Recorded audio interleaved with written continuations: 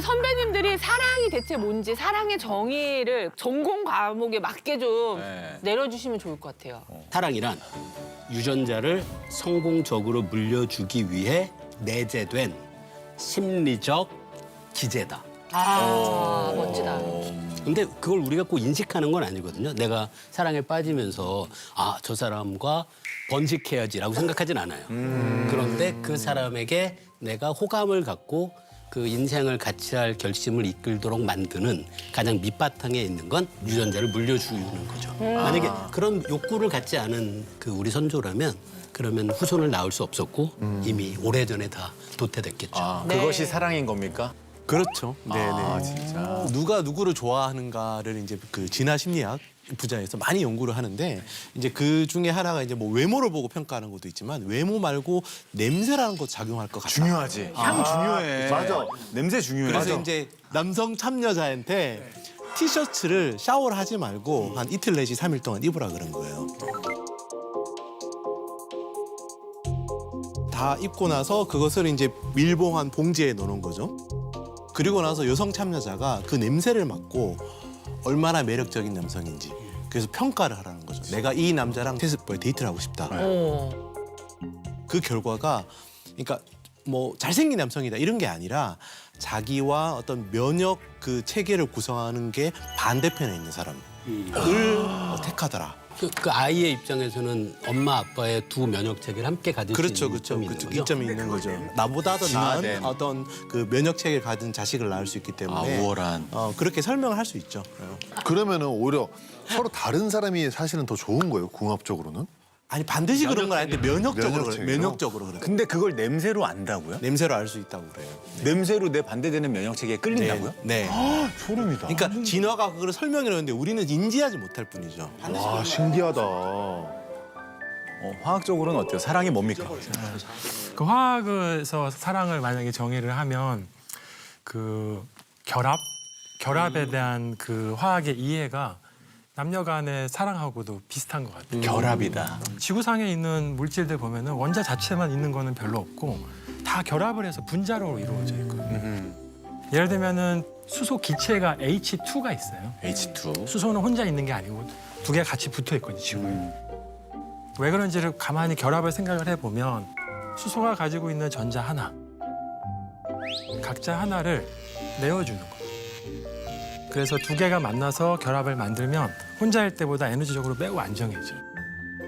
그래서 사랑으로 다시 돌아와 보면 혼자일 때보다 둘이 함께할 때 행복감이 깊어지고 정서적으로 안정감이 깊어지는 거가 결국에는 화학에서 생각하는 결합과 빗대어 생각해 보면 그게 우리의 사랑과 비슷한 게 아닌가. 뭔가 사랑은 결합이다가 이과적인데 되게 로맨틱한 느낌이. 그러니까 우리가 또 사랑은 합체한다라고도 난 얘기하잖아요. 사랑 결합이다 너무 야한 것 같은데. 번식보다요? 그 뇌과학 분야에서는 실제 사랑에 대한 연구를 많이 하고요. 네. 그 사랑의 3단계가 있다고 얘기합니다. 3단계요? 그거를 호르몬의 변화로 다 설명을 해요. 그래서 1단계는 이제 끌리는 단계. 여기선 성 호르몬이 중요해요. 테스토스테론 그리고 에스트로겐 이런 성 호르몬이 중요하다는 게 알려져 있고 그래서 실제 그 미국에서 스트립 댄서들 여성 스트립 댄서를 대상으로 해가지고 팁을 얼마나 받는지를 주기를 조사해 보니까 이 배란기 때 에스트로겐 레벨이 높을 때 가장 많은 팁을 받고 이제 월경 때 가장 적은 팁을 받는다라는 게 알려져 있고요. 그래서 진짜 성 호르몬이 끌림에 중요하다라는 것이 일단 알려져 있고.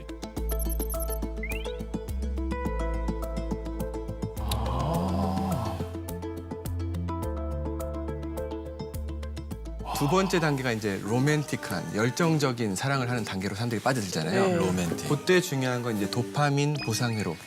얘네들의 활성이 중요합니다. 이제 이거 좀 적어야겠다. 그게 뭐, 저도 좀 노트 좀 주면 안 돼요? 아니, 약간 저는 뭐 아무것도 없고. 여기 같이 적어요. 같이 써요. 거기다가. 제가 도파민까지 적었어요. 누나 저한 장만 찍어요, 한 장만. 그러네, 우리 전학생을 너무 푸대접했다. 예. 도파민. 네. 2단계 이제 로맨틱 러브는 도파민이 주도를 하고요. 미성적인 사고도 좀 떨어지고 해가지고 판단력도 좀 흐려지고 상대편 좋은 점만 보이고 이런 상태가 지속되게 됩니다. 네. 맞아. 그 약간 콩깍지 같은. 콩깍지. 이 도파민 보상회로의 핵심은 뭐냐면은 우리가 기대하는 것보다 더 많은 보상을 얻었을 때 얘는 활성화됩니다. 아. 그래서 예측 오류가 중요해요. 우리가 기대하는 것보다 더 높으냐 낮으냐가 되게 중요한 개념이에요.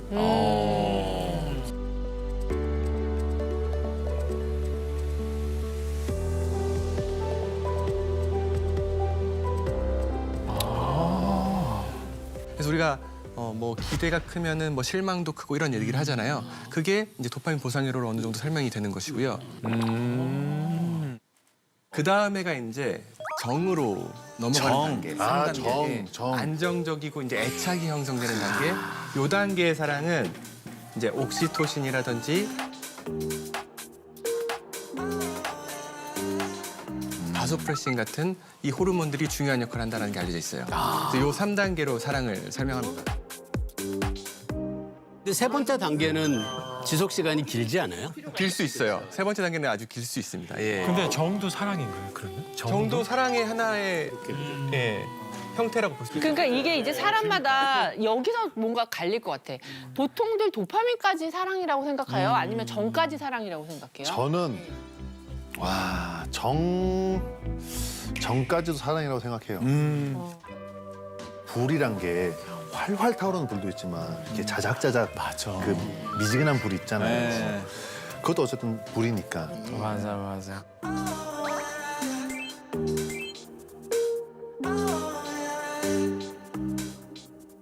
웅배 선배는 어때요? 제가 좋아하는 영화 중에 인터스텔라에서 명대사가 하나 있는데 시간과 공간을 초월할 수 있는 힘은 사랑과 중력뿐이다라는 대사가 있거든요. 되게 재밌는 게 사랑의 매력도 어트랙션 한다고 하잖아요. 근데 사실 정확하게 중력으로 끌어당기는 것도 어트랙션이거든요. 그래서 사랑은 곧 인간이 누릴 수 있는, 인간이 부릴 수 있는 중력의 또 다른 형태. 인간이 부릴 수 있는 중력의 또 다른 형태. 그러니까 각자가 다 자기 중력이 있는 거예요. 그렇죠. 우리 모두 나름의 그 시공간을 휘어놓고 살고 있는 거죠. 근데 지금 우주 얘기 나와서 그런데 우주에서도 사랑이 가능해요? 사랑이라면 신체적 사랑까지를 예. 포괄적으로. 예. 사실 이게 되게 재밌는 질문이에요. 예. 이게 그냥 그 야하고 그런 선정적인 질문이라기보다는 예. 장기적으로 봤을 때 우리가 뭐 우주 관광을 가면 당연히 허니문도 가게 될 거고 또 장기 우주 진출을 하게 되면 거기에서 또 자손을 낳아서 또 아이가 잘 태어날 수 있을지도 고민을 해야 되는 문제라서 되게 중요한 문제인데 사실 좀 어려울 거예요. 어려워요. 뭐가 어렵다는 거죠? 어렵지. 왜냐면 한 번 밀었는데 못 잡을 수가. 스스로 이렇게 밀었을 때 너 다시는 못 잡을 수가 있으니까. 뭐 사실 정확한 표현이라고 생각하는 게 일단 그 두 개체가 만나서 물리적으로 충돌하는 과정을 필요로 하는데 사실 어떤 운동량을 가하면 고정할 수 있는 무언가가 없기 때문에 중력이 지구에선 그 역할을 하고 있지만 당연히 우주 공간에서는 상대방이 이제 날아가는 그런 현상이 벌어지게 되는 근데 거죠. 바깥에서 할까? 우주선 안에서 하지. 애초에 침대라는 게 없잖아요. 그렇지. 침대 없어요? 그러니까 우리가 생각하는 것처럼 중력에 이렇게 편안하게 누울 수가 없으니까 다 그냥 무슨 그 번데기 같은 데 들어가서 침낭 최대한 꽁꽁 싸매고 몸이 떠다니지 않게만 하는 거예요.